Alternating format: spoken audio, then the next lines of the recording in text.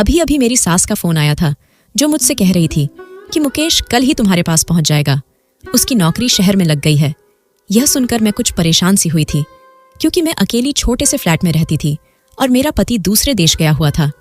मैं शहर में रहना नहीं चाहती थी, क्योंकि मैं गांव से आई थी। सौरभ की नौकरी पहले शहर में ही थी। शादी होते ही वह मुझे भी शहर ले आया, लेकिन फिर उसकी कंपनी वालों ने उसे दूसरे देश भेज दिया।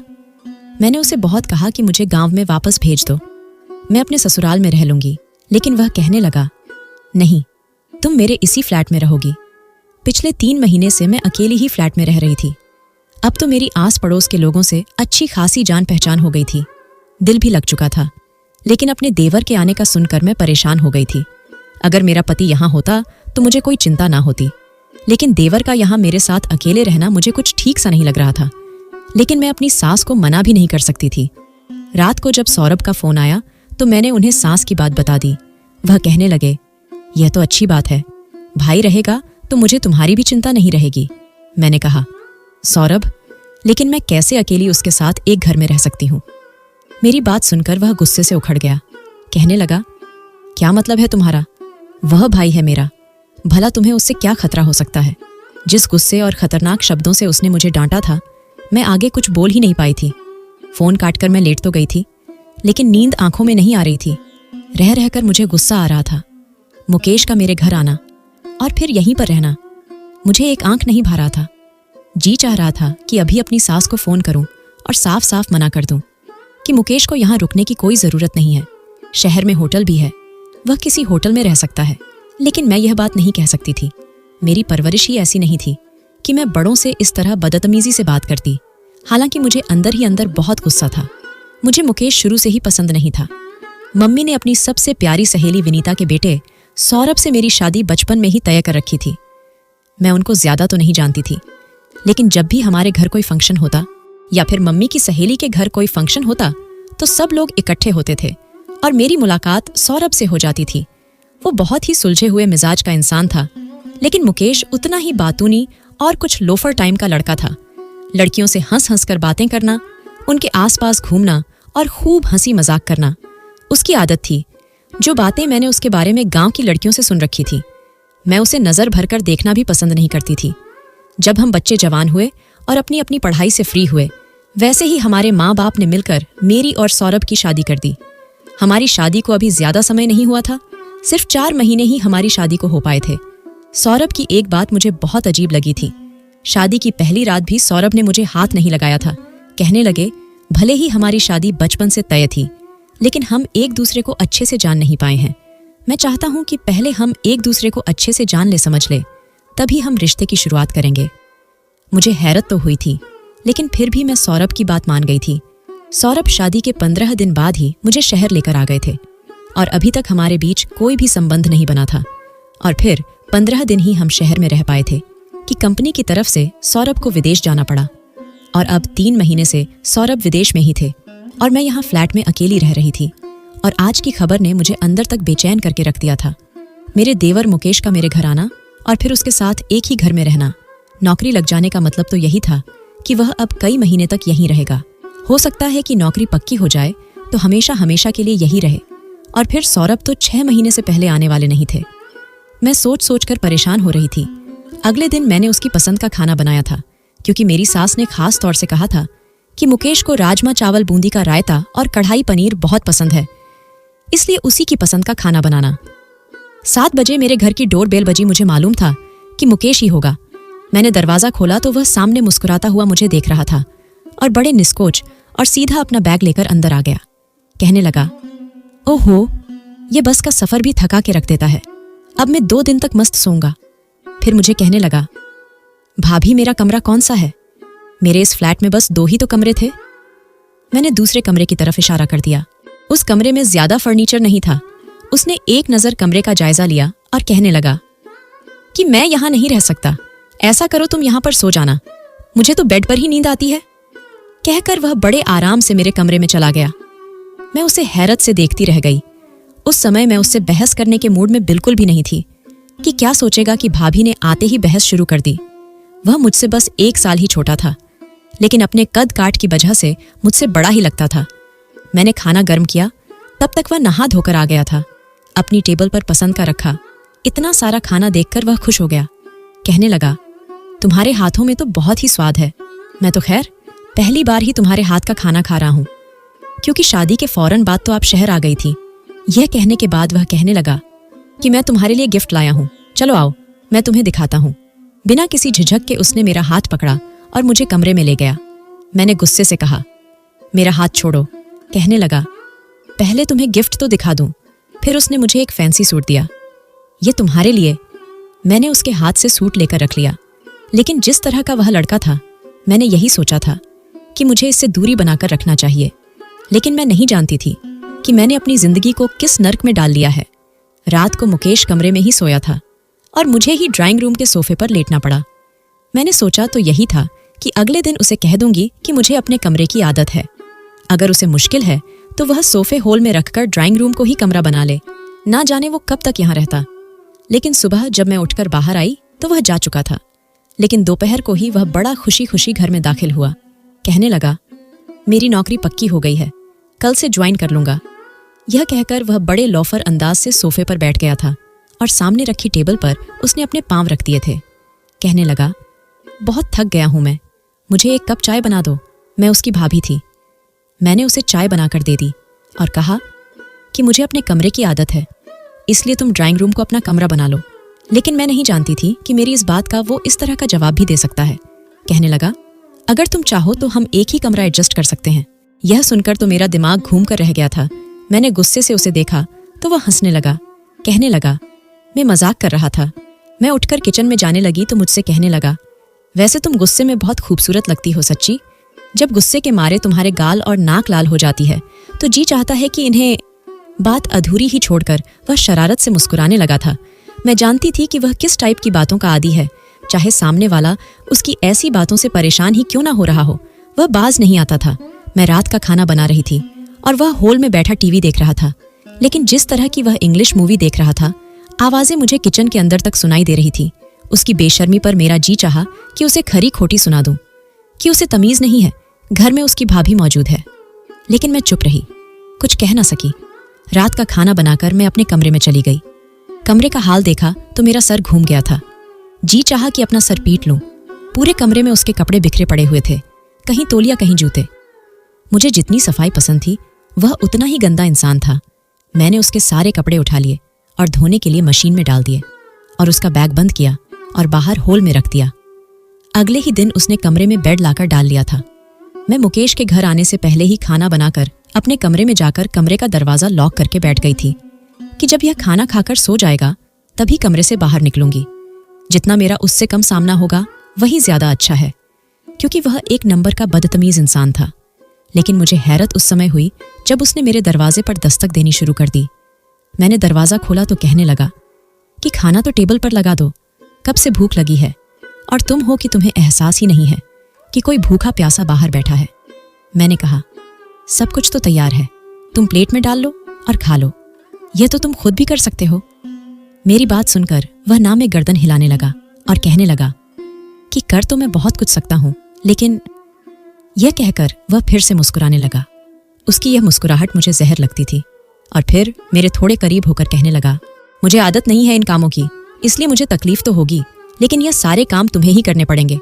चलो जल्दी से आओ और खाना लगाओ, मुझे बहुत भूख लग रही है। मैंने उसे गुस्से से देखा था और किचन में चली गई। खाना गर्म किया और टेबल पर लगा दिया। मैं उसके सामने बैठकर खाना नहीं चाहती थी, इसलिए अपनी प्लेट बनाई और अपने कमरे में जाने लगी तो वह कहने लगा, यह क्या बात हुई, यहाँ मेरे सामने बैठकर खाना खाओ, मैं तुम्हें खा थोड़ी जाऊंगा। वैसे भी मैं वेजिटेरियन हूं और इसलिए तुम अपने आप को सुरक्षित महसूस करो कि मैं तुम्हें नहीं खाऊंगा। यह कहकर वह जोर से ठहाके मारकर हंस पड़ा था। कहने लगा, भाभी हो तुम मेरी, लेकिन ना मुझसे बात करती हो ना कुछ कहती हो। मैं तो बहुत बोर हो चुका हूं। मुझे तो लगता है कि भाई भी दूसरे देश इसीलिए भाग गए हैं क्योंकि तुम उसके साथ भी ऐसा ही व्यवहार रखती होगी, तभी तो जान छुड़ाकर चला गया है तुमसे। उसकी इस तरह की बातों को सुनकर मेरी बर्दाश्त खत्म हुई थी। मैंने कहा, तुम अपने काम से काम रखो तो ज्यादा अच्छा है। तुम्हें खाना मिल रहा है, बस वह खाया करो। मैं कहाँ बैठी हूं, क्या करती हूं, क्या नहीं करती, इससे तुम्हारा कोई मतलब नहीं होना चाहिए। मुझे गुस्से से बोलते देखकर वह फिर से हंसने लगा। कहने लगा, यूं मत बात किया करो। मैंने यह बात तुम्हें पहले भी बता रखी है कि गुस्से में तुम कुछ ज्यादा अच्छी लगने लगती हो। काश कि सौरभ की जगह मैं होता तो तुम्हारे साथ। उसकी बात सुनकर मुझे आग सी लग गई थी। मैंने कहा, तुम्हें शर्म नहीं आती? इस तरह की बातें करते हुए वह कहने लगा, कैसी शर्म? जानती हो देवर भाभी में कैसे कैसे मजाक और बातें चलती हैं। लेकिन तुम तो शायद बहुत ही बोर किस्म की लड़की हो।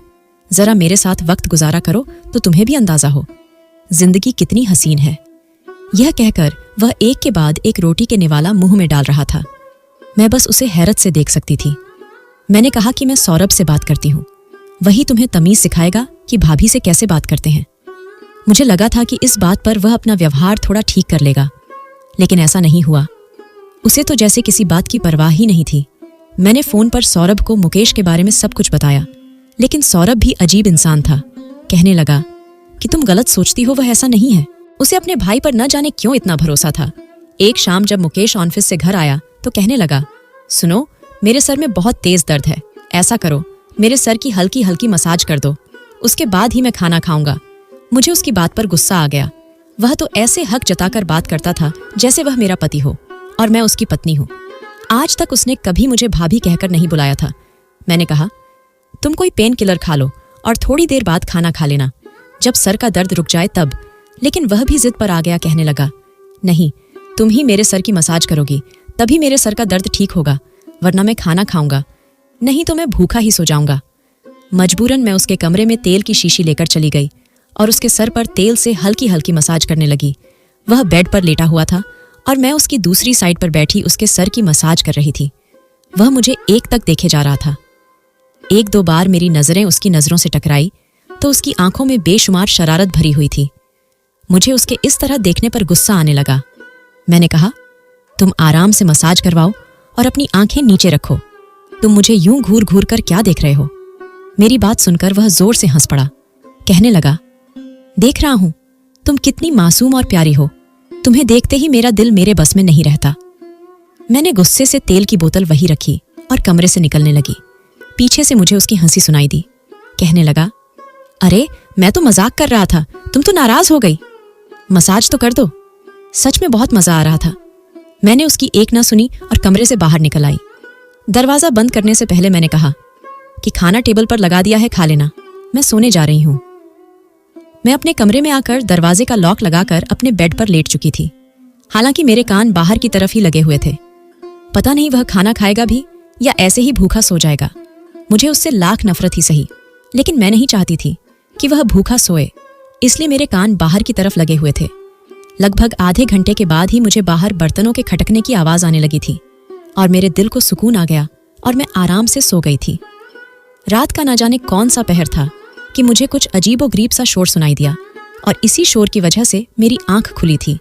मुझे लगा जैसे मेरे कमरे की बालकनी में कोई मौजूद है। मुझे किसी के चलने की आहट साफ महसूस हो रही थी। मैं एकदम हड़बड़ाकर उठ बैठी थी। मैं कांपते हाथों से पर्दा हटाकर देखा तो वहां दो आदमी मौजूद थे। दोनों के ही हाथ में पिस्तौल थी। मेरा दिल धक से रह गया था। यानी कि हमारे घर में चोर घुस आए थे। चोर मेरे कमरे की बालकनी में थे और मेरी बालकनी का दरवाजा मेरे कमरे में खुलता था और चोर कमरे के दरवाजे के ठीक सामने खड़े हुए थे। वह कुछ ही पल के अंदर दरवाजा खोलकर अंदर आ सकते थे। मुझे याद नहीं था कि दरवाजे का गेट अंदर से लॉक है या खुला हुआ है, और मेरे पास इतना समय भी नहीं था कि मैं जाकर दरवाजा चेक करती। अगर मैं दरवाजे तक पहुंचती तब तक वह चोर अंदर आकर मुझे दबोच सकते थे। मैंने भलाई इसी में समझी कि मैंने जल्दी से रूम का दरवाजा खोला और बाहर की तरफ दौड़ लगा दिया। कमरे से बाहर निकलने से पहले मैंने कमरे को बाहर से लॉक कर दिया था, लेकिन यह मेरी गलत फहमी थी क्योंकि मेरे कमरे में खिड़की थी और उस खिड़की को अंदर से खोलकर कमरे की कुंडी को बाहर से आसानी से खोला जा सकता था। मैं हर बड़ाहट में मुकेश के कमरे के दरवाजे को खटखटाने लगी। वह भी गहरी नींद से उठ गया और मुश्किल से ही आंखें खोलकर मुझे हैरत से देखने लगा। मेरे चेहरे की बदहबासी देखकर मुझे पूछने लगा, क्या हुआ है? मैं फौरन से उसे पीछे धक्का देकर उसके कमरे में आ गई। मैंने उसके कमरे का दरवाजा अंदर से बंद कर लिया और कुंडी भी लगा दी। यह देखकर वह बहुत हैरान था। मेरी हालत ठीक नहीं थी। डर की वजह से मैं कुछ बोल नहीं पा रही थी। मैंने मुश्किल से कहा कि मेरे कमरे में चोर। मेरी बात यहीं तक पहुंची थी कि कमरे के दरवाजे पर दस्तक हुई। यह सुनकर तो मेरे रही सही हिम्मत भी जवाब दे गई थी। अपने कमरे की दस्तक की आवाज़ सुनकर मुकेश भी घबरा गया था, लेकिन मेरी हालत तो यह थी कि मेरा दिल ही धड़कना बंद हो गया था। और फिर मैं नहीं जानती थी क्या हुआ कि डर के मारे उसके सीने से लग गई और उसके कमर को दोनों हाथों से जकड़ लिया। मैंने कहा, बाहर चोर हैं। यह लोग मेरे कमरे में थे। मुझे डर लग रहा है। डर के मारे मुझे लग रहा था कि शायद मेरी जान ही निकल जाएगी। मुझे अपनी इस गलती का बिल्कुल भी एहसास नहीं था कि मैं क्या कर रही हूँ। मैं कसकर मुकेश की कमर को जकड़े हुए थी और उसके सीने से लगी डर के मारे मैं कांप रही थी। शायद मैं बहुत ज्यादा डर चुकी थी। कमरे में दोबारा से दस्तक होने लगी। बाहर जो भी था वह कहने लगा कि दरवाजा खोलो। मैंने मुकेश से कहा कि दरवाजा मत खोलना, यह हम दोनों को मार डालेंगे। मैंने उनके हाथों में बंदूक देखी है। मैं उसके सीने से लगी। यह सब कह रही थी। वह मुझसे कहने लगा कि तुम परेशान मत हो, यह लोग अंदर नहीं आ सकते, दरवाजा लॉक है। उसने मुझे खुद से दूर करना चाहा, लेकिन मैं डर के मारे उसके सीने से लगी रही। वह मुझे अपने साथ लगाए बेड तक ले आया, फिर मुझे बेड पर बिठाया, खुद भी मेरे बराबर में बैठ गया। कहने लगा, डरो मत, मैं हूं ना। दरवाजे पर फिर से दस्तक हुई थी।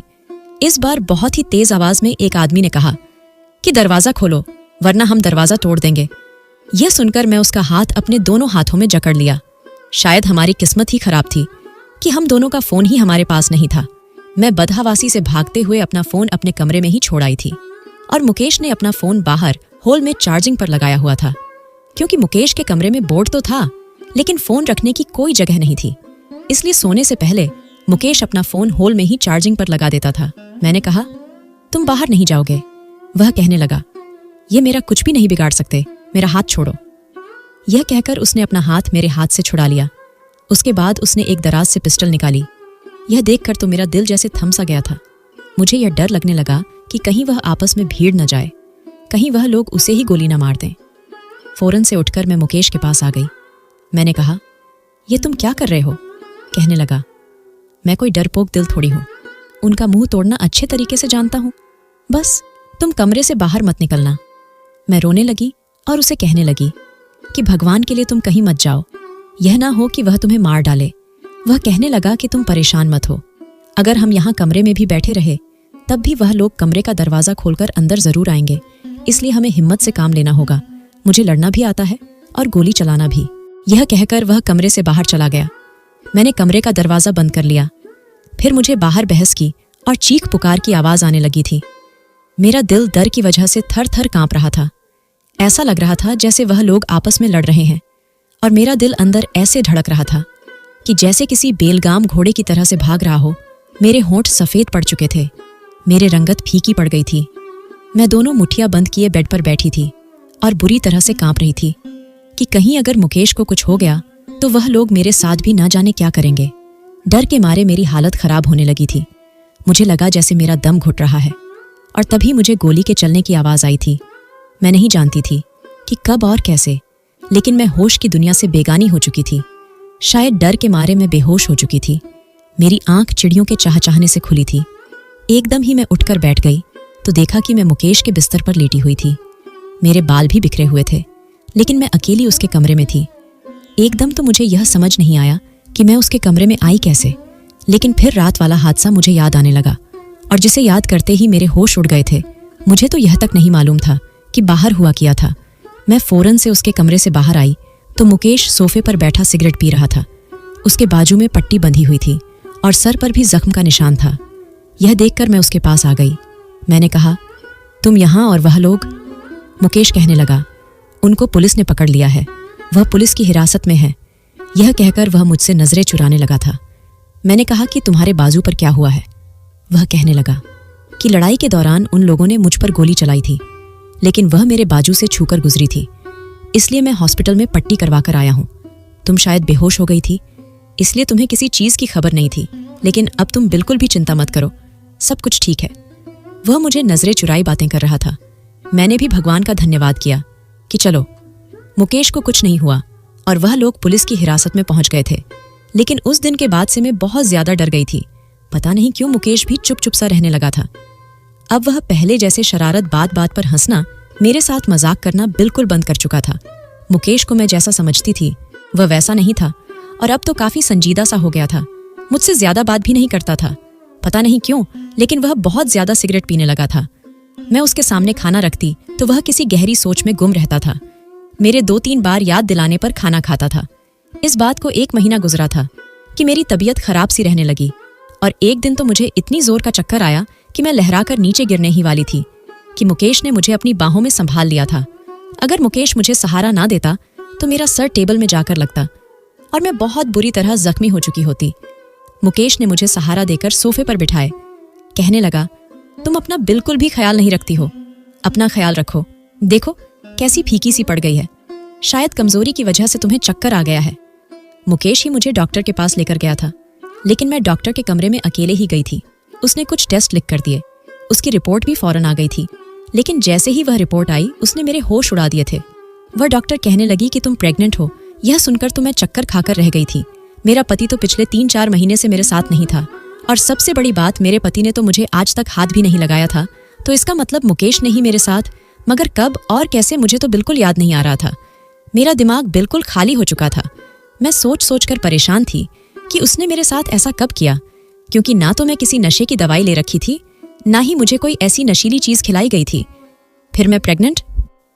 मुझे याद आने लगा कि जिस दिन हमारे घर चोर घुस आए थे, मैं डर की वजह से बेहोश हो गई थी और उसके बाद से मुकेश का रवैया भी बिल्कुल बदल गया था। वह खोया खोया सा रहने लगा था और बिल्कुल चुप सा हो गया था। कहीं उसी रात तो मुकेश ने मेरे साथ, इस सोच ने तो मेरे होश गुम कर दिए थे। उसने मेरी बेहोशी का नाजायज फायदा उठाया था, वह भी ऐसे वक्त पर जब मुझे उसके सहारे की जरूरत थी। मैंने अपने बहते आंसू पोंछे और डॉक्टर के कमरे से बाहर आ गई। वह सामने ही बैठा हुआ था। मुझे देखकर मेरे पास आ गया। कहने लगा, क्या हुआ? डॉक्टर क्या कह रही है? मैं उसे क्या जवाब देती? मैंने उसे कुछ नहीं कहा। मैंने सोचा था कि घर जाकर उसे पूछूंगी कि उसने मेरे साथ ऐसा क्यों किया। मैं उसके भाई की पत्नी थी, उसे शर्म आनी चाहिए थी ऐसा सब कुछ करते हुए। लेकिन घर जाकर तो मेरे होश उड़ गए थे। सामने ही सौरभ खड़े मुस्कुरा रहे थे। कहने लगे, कैसा लगा मेरा सरप्राइज? मैं देखकर दंग रह गई थी। मेरा दिल धक से रह गया था। लेकिन मैंने देखा कि सौरभ को देखकर मुकेश कुछ ज्यादा ही परेशान सा हो गया था। मैं सौरभ के पास चली गई। उस समय मैं इस कदर अंदर से दुखी और टूटी थी कि मुझे कुछ समझ नहीं आ रहा था कि क्या करूं। मैं सौरभ के साथ लगकर रोने लगी कि उन्हें कैसे बताऊं कि उनके भाई ने मुझे बर्बाद कर दिया है। मैं तो मुश्किल समय में उसके पास इसलिए गई थी कि मुझे लगा था कि वह मुझे पनाह देगा, लेकिन मैं नहीं जानती थी वह मुझे बर्बाद करके रख देगा। सौरभ मेरा सर सहलाने लगे और कहने लगे, मैं आ तो गया हूं, तुम्हें तो खुश हो जाना चाहिए, तुम रो क्यों रही हो? लेकिन अगले ही पल जो हुआ, ऐसा लगा कि जमीन आसमान मेरे आंखों के नीचे एक हो गए हो, क्योंकि थोड़ी देर में मुकेश भी सौरभ के करीब आ गया। लेकिन उसके बाद जो हरकत उसने की, मैं चौंक गई। उसने मेरा बाजू पकड़ा और एक झटके से मुझे सौरभ से अलग कर दिया। यह देखकर सौरभ भी हैरान थे। मुझे सौरभ से पीछे करके मुकेश कहने लगा, दूर रहो। इससे मुकेश के बोलने का अंदाज बहुत ही सख्त था। सौरभ गुस्से से कहा, यह क्या बदतमीजी है? यह तुम क्या कह रहे हो? तुम ऐसी हरकत कर भी कैसे सकते हो? और उसके बाद जो बात मुकेश ने कही, मेरे तो पैरों तले से जमीन निकल गई थी। कहने लगा, तुम अच्छी तरह से जानते हो कि मैं क्या कह रहा हूं। ये मेरी पत्नी है, तुम्हारी नहीं, और यह बात तुम्हें भूलना नहीं चाहिए। इसलिए तुम मेरी पत्नी को अपने आप से दूर ही रखो, उसके करीब जाने की कोशिश भी मत करना। मुकेश के मुंह से यह शब्द सुनकर मैं हैरत से कभी मुकेश का तो कभी सौरभ का मुंह देख रही थी। मुकेश के मुंह से यह बात सुनकर मुझे लगा कि शायद सौरभ उसका गला ही दबा देंगे, लेकिन सौरभ ने कुछ भी नहीं कहा, बल्कि सौरभ के चेहरे पर एक मायूसी फैल गई थी। मुकेश कहने लगा, याद है ना कि जब फेरे हुए थे उस समय चेहरे पर सेहरा डालकर तुम्हारी जगह मैंने फेरे लिए थे। पंडित जी ने शादी के जितने भी मंत्र और विधि विधान किए थे वह सब मेरे और रानी के लिए किए थे। उस समय रानी का हाथ मेरे हाथ में था, तुम्हारे हाथ में नहीं। तुमने तो रानी से शादी करने के लिए मना कर दिया था। हाँ, यह अलग बात है कि मैं यह सब तुम्हारे कहने पर किया था, क्योंकि तुम्हें रानी पसंद नहीं थी।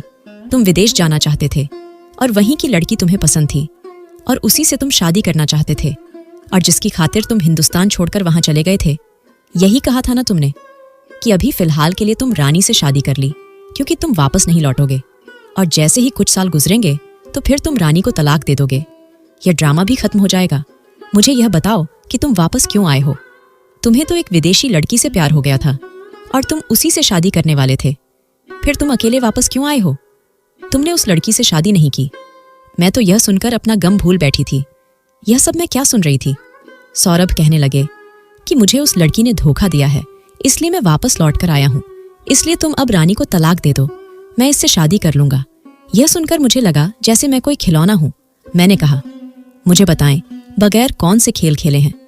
आप दोनों भाइयों ने मेरे साथ एक दुनिया के सामने मुझसे शादी करता है, क्योंकि उसकी माँ ने बचपन से मुझे उसके नाम के साथ बांध रखा था, और फिर मुझे बिना छुए ही इंतजार का कहकर दूसरे देश चला जाता है। फिर दूसरा भाई आकर मेरे साथ वक्त गुजारता है, बिना मुझे बताए मेरे साथ रिश्ता बनाता है। मैं तो तड़प रही थी कि देवर के हवस की निशानी अपने शरीर में लिए अस्पताल से वापस आई हूँ, लेकिन मुझे नहीं पता था कि मेरे साथ कौन सा घिनौना खेल खेला गया है। यह बात सुनकर तो मुकेश और सौरभ दोनों ही हैरान हो गए थे। मैं फूट फूट कर रोने लगी। मैंने अपने पर्स से रिपोर्ट निकालकर उन दोनों के मुंह पर दे मारी। सौरभ कहने लगे, यह तुमने क्या किया है? तुम्हें शर्म नहीं आई?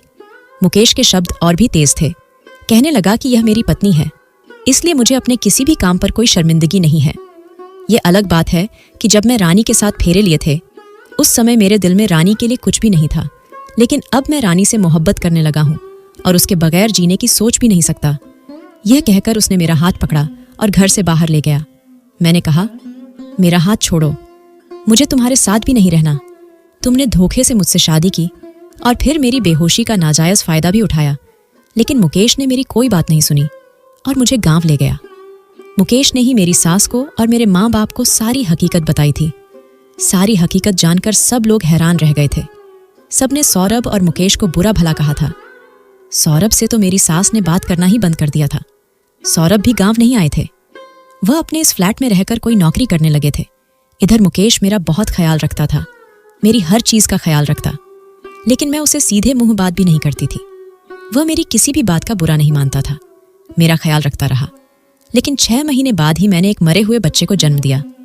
बच्चा समय से पहले ही जन्म लिया था, इसलिए वह जिंदा नहीं था। मैं जब से शहर से गांव आई थी, बहुत ज्यादा परेशान रहती थी, ठीक से खाना भी नहीं खाती थी और बहुत ज्यादा डिप्रेशन में रहती थी।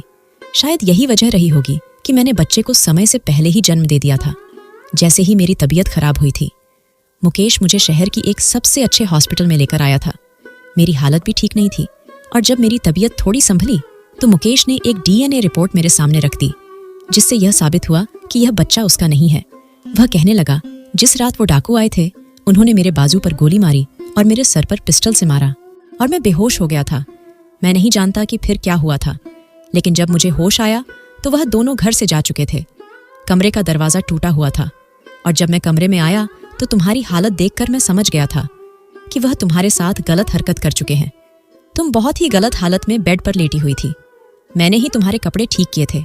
जब तुम्हारी रिपोर्ट मैंने देखी तो मुझे यही ठीक लगा कि मैं तुम्हें अपना लूं, क्योंकि तुम्हारा इसमें कोई कसूर नहीं था। जो कुछ भी हुआ वह एक हादसा था। मैं पथराई हुई आंखों से कभी उसे देख रही थी तो कभी उस रिपोर्ट को। मुझे समझ नहीं आ रहा था कि मैं चीख मार मार कर आंसू बहाऊं या फिर भगवान का धन्यवाद करूं, जिसे मुकेश के रूप में मुझे इतना अच्छा पति दिया था। मेरी आंखों से आंसू निकलता देखकर मुकेश मेरे करीब आ गया। उसने अपने हाथों से मेरे आंसू साफ किया और मेरा सर अपने कंधे पर टिका लिया। मुकेश का स्पर्श पाते ही मैं और भी तड़प तड़प कर रोने लगी थी। मैंने कहा, मुकेश, मुझे माफ कर दो। मैं तो तुम्हें बहुत ही नीच इंसान समझ रही थी, लेकिन तुम्हारी जैसी महानता तो मैंने आज तक किसी में नहीं देखी। मेरी वजह से आज तक तुम्हें बहुत दुख पहुंचा है, मुझे माफ कर दो।